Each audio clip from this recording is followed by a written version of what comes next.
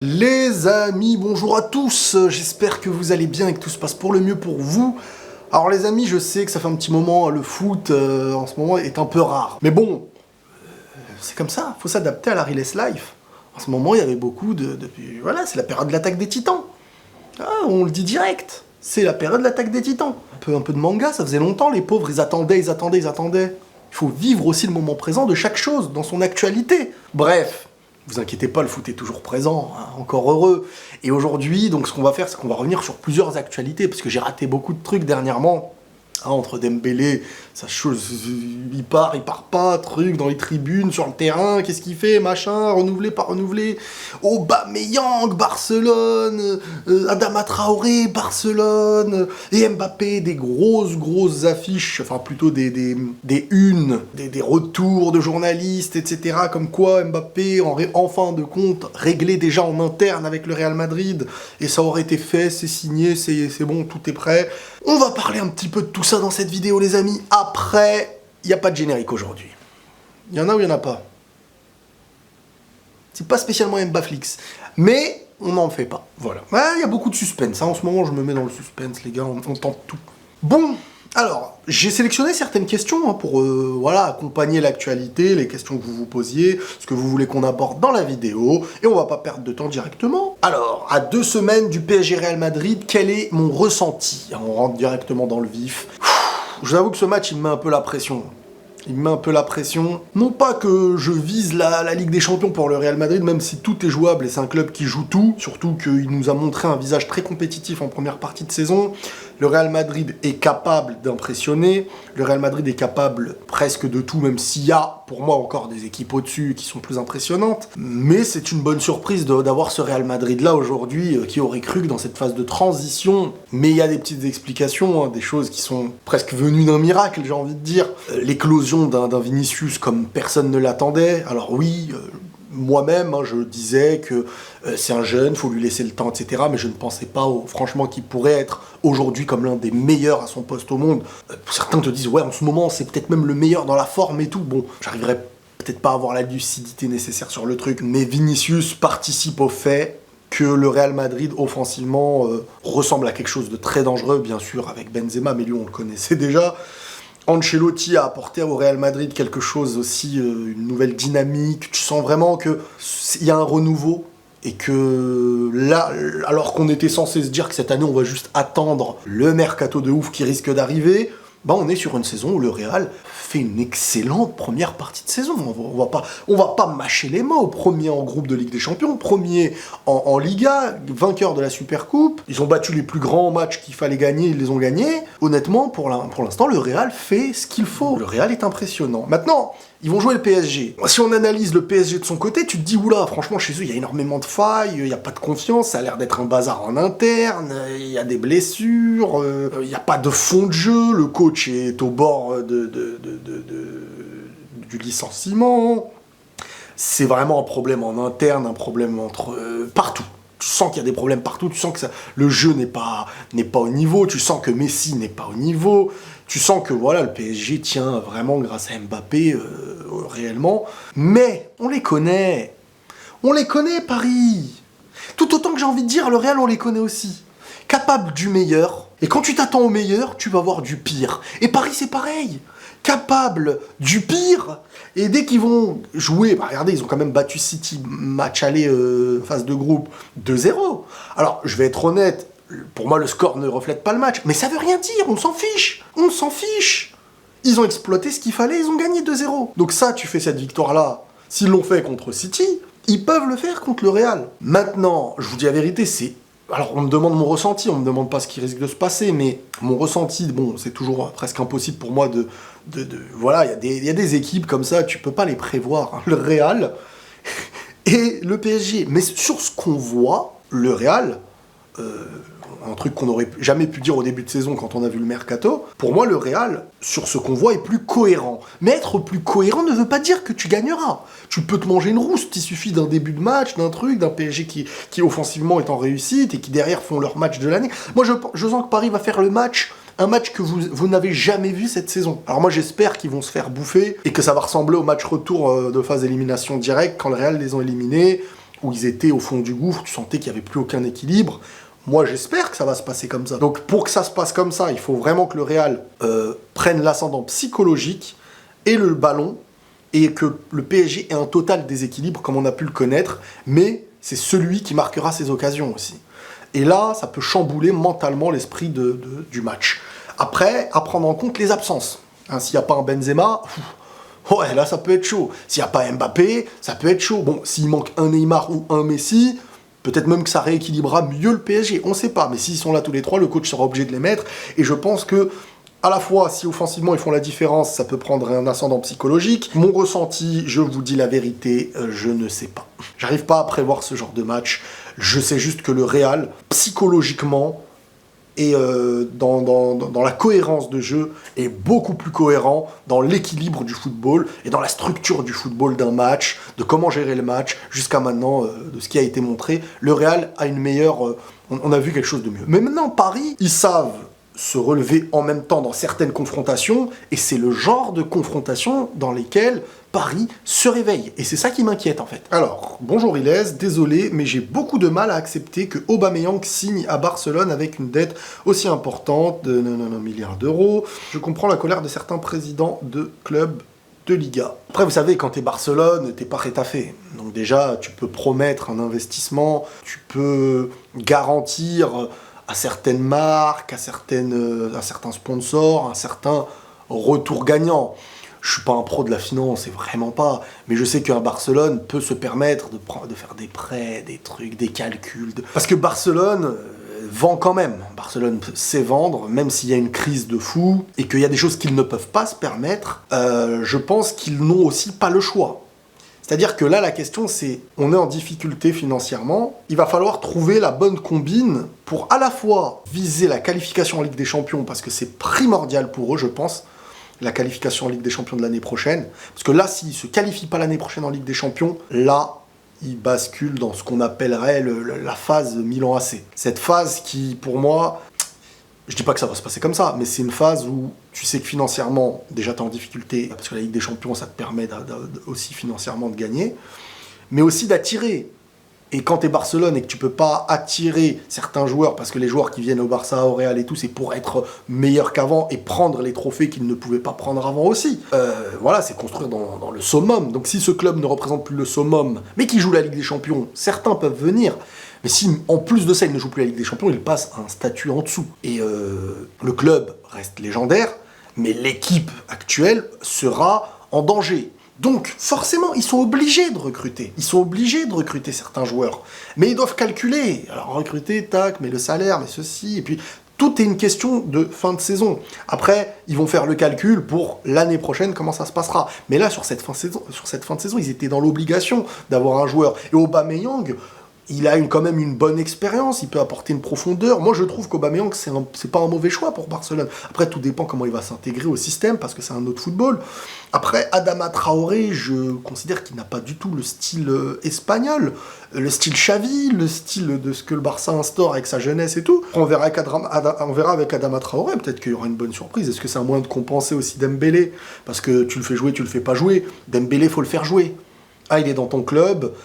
Alors, je comprends aussi Barcelone, qui à un moment donné ne veut pas le perdre gratuitement et ne veut pas se faire douiller par lui-même. Mais là, la priorité, il n'y a pas le choix. C'est que là, ils ont tenté temporairement de mettre une pression à Dembélé, mais ils le feront jouer s'il part pas. Ils le feront jouer parce que là, il y a une priorité, c'est sauver le club et le ramener en Ligue des Champions l'année prochaine. C'est aussi simple que ça. Donc là, ils ont tout misé sur ça. Après, concernant les dettes et tout, vous connaissez très bien les très grands clubs, comment il y a moyen d'investir dans un truc, dans un prêt, dans une promesse de derrière vous gagnerez ça, grâce à la publicité générée, Voilà, c'est comme ça. Alors après, ça peut être cruel pour certains et tout, mais c'est comme ça. Alors, la question que vous me posiez tous dernièrement, salut Riles, je sais pas si tu as vu, bien sûr que j'ai vu. À ce qui paraît, Mbappé au Real, c'est déjà fait. Je ne sais pas d'où viennent les sources, je crois que c'est le Bild, ou je sais pas comment ça se dit. Mais avant de voir ça, moi j'ai plus besoin de voir ça. C'est-à-dire qu'il y a une cohérence et une logique à suivre. Si tu me disais que Paris actuellement, c'était devenu paradisiaque, je parle pas financièrement, je parle dans la structure, en interne, dans le vestiaire, sur le terrain, dans la productivité, dans ce qui est montré, comment Mbappé serait épanoui, il serait le leader, il se passe des choses autour. C'est un bazar. On va pas se mentir, c'est un bazar. Qu'est-ce qui pourrait convaincre Mbappé de rester au PSG aujourd'hui, quand tu sais que son rêve c'est le Real, qu'il a voulu à tout prix, je ne mâche pas mes mots, partir l'année dernière, mais en étant très professionnel, sans montrer quoi que ce soit. Bon, après, il y a eu des petits trucs, il y a eu l'interview, il y a l'interview de sa mère, il y a ce qu'on voit dans sa BD, il y a ce qui est montré, entre guillemets, dans la story qui a été supprimé, les mots qu'il a évoqués, mais au-delà de tout ça, il est professionnel et c'est quelqu'un qui parlera au moment où il avait à parler et qui se taira jusqu'à la fin. Donc, les rumeurs vont venir et parfois il y aura de la vérité dans ce qui va se dire. Mais même s'il y a de la vérité en disant qu'Mbappé c'est fait, qu'en interne et tout, il y aura une obligation du côté du PSG, parce que c'est la démarche, c'est la gestion, de faciliter son départ tout en gardant son image. L'image du club, l'image, les Qataris, etc. Eux, ils ne voudront jamais se ridiculiser. Ils vont réfléchir au meilleur plan possible pour ne pas paraître ridicule au départ d'Mbappé. Donc ils vont réfléchir, ils vont tenter. Est-ce qu'il y a moyen de prolonger? Allez, on prolonge un tout petit peu, mais juste pour qu'on prenne de l'argent et tout. Mais je pense que Mbappé et son clan, il ne pourra jamais venir dire je prolonge, parce qu'en prolongeant et en signant, il n'y a pas de clause de je sais pas quoi, faut arrêter, surtout pas en France. Face aux Qataris, il ne pourra jamais être en confiance. C'est une histoire de ruiner les choix de sa carrière en faisant un truc comme ça. Et voilà, je le dis clairement. Donc beaucoup de gens disent ouais, mais pour arranger Paris et tout. Le seul truc qui pouvait arranger Paris, c'était l'année dernière. Mais je peux comprendre que Paris n'a pas accepté. Mais il y a eu 200 millions qui ont été mis sur la table, clair et net. Faut pas se dire c'est pas vrai ceci, cela. Il y a eu 200 millions. Il y a eu 200 millions, mais Paris ne les voulait pas. Et peut-être que Paris a raison de ne pas les accepter, c'est pas la question. Là, on parle pas de ça, on parle de ce qu'il y a eu. Maintenant, personne ne peut venir dire à Kylian « Ouais, mais ça se fait pas, tu vas partir gratuit », alors que le mec peut se bloquer sa carrière, peut se bloquer son choix de carrière. Si il prolonge, même un tout petit peu, même avec une promesse verbale, les Qataris, je crois que les gens ils connaissent pas l'émir et compagnie, hein. T'as Kylian à son meilleur niveau, il prolonge un peu chez toi, quelqu'un vient de proposer de l'argent, ils peuvent dire non. L'image est plus importante que tout le reste. Donc ils vont pas se dire on va perdre Kylian, et en plus derrière, on sait pas par qui le remplacer. Qui va remplacer Kylian si ce n'est Haaland? Mais Haaland, ça a l'air d'être chaud pour le PSG, je ne pense pas. Il y a 1 an ou 2 ans, tu te dis il y a CR7, ça aurait pu se faire, mais bon, il y a eu Messi, entre-temps. Tu rates pas l'opportunité Messi, le seul club en dehors du Barça dans lequel il a joué, c'est Paris. Donc forcément, l'image. Et puis, la naïveté de croire que le Real n'est pas en contact avec Mbappé, etc. Aussi, ça, moi, je trouve ça hyper naïf. Connaissant Florentino Pérez, comment pensez-vous qu'ils sont là, ils attendent, ils savent pas. Bien sûr que tout est réglé, que chacun sait ce qu'il fait. Mais ça, c'est pas que propre au Real, même si on connaît Florentino Pérez avec ce genre de situation. Mais vous pensez que le PSG, quand ils ont pris Neymar, genre... Alors on attend le bon timing, il n'y a pas de crasse, il n'y a pas de truc, et on respecte le règlement, mais ils sont en contact, ça parle, ça... C'est comme ça le football, les gars, surtout à ce niveau-là.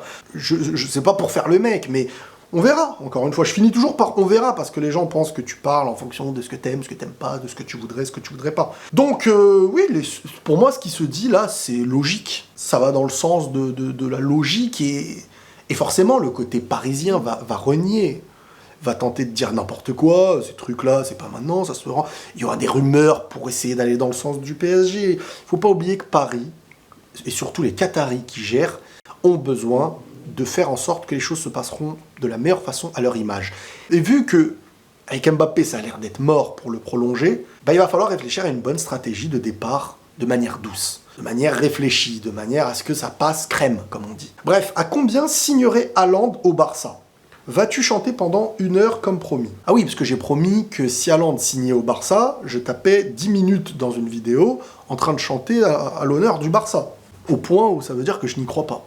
Et malgré toutes les rumeurs que vous entendez, je pense que, bien sûr, Barcelone veut Haaland, hein, j'en doute pas une seconde. Mais je pense qu'il y a une très grande stratégie politique dans l'idée de montrer que Barcelone n'est pas mort, vraiment histoire de faire... Alors c'est pas beau à entendre, je sais qu'on va me tomber dessus, mais je pense vraiment qu'il y a cet esprit très politique de la part de Laporta, etc., dans l'idée de dire qu'on est toujours Barcelone, qu'on n'est pas en danger, qu'on veut pas faire oublier ça. C'est très politique et c'est important de mettre ça dans la tête du supporter et des médias. Donc c'est politique. Haaland, pour moi, au Barça, c'est politique. J'en suis convaincu. Alors on verra. Encore une fois, on verra. Et pour rebondir encore avec Haaland, il y a une autre question qui me dit à combien de pourcents t'estimes l'arrivée d'Haaland au Real Madrid En fait, là, j'ai un seul doute. C'est pas de savoir s'il irait au Barça ou au Real. Le doute que j'ai, c'est est-ce qu'en fait, il resterait pas une année de plus à Dortmund pour venir l'année d'après. Mais signer au Barça, je n'y crois pas du tout.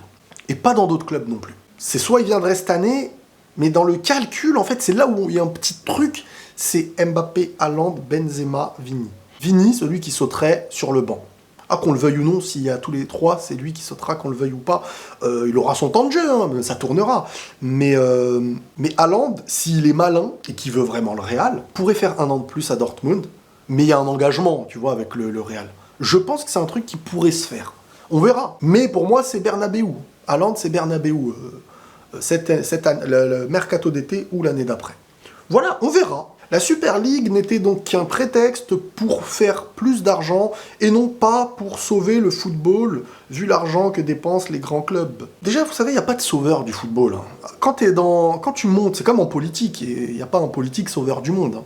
Le président ou truc, moi, je me suis retiré de ma tête ces idées bisounours. En mode, le président veut le bien de sa population, vraiment, machin. Chacun a ses intérêts. L'objectif, c'est de réussir à faire en sorte que tes intérêts soient aussi les intérêts des autres. C'est là où tu peux être gagnant. Mais sinon, la Super League, c'est simplement une manière d'avoir, pour le football de demain, une manière d'avoir de nouveaux patrons. C'est pas une compétition de quel format sera le meilleur. C'est une compétition de qui sera le patron du football de demain qui devra générer beaucoup plus d'argent à travers les modèles, comme on peut le voir en Amérique avec des All-Stars ou je sais pas quoi, parce que c'est ce que les gens demandent aussi, on le veuille ou non.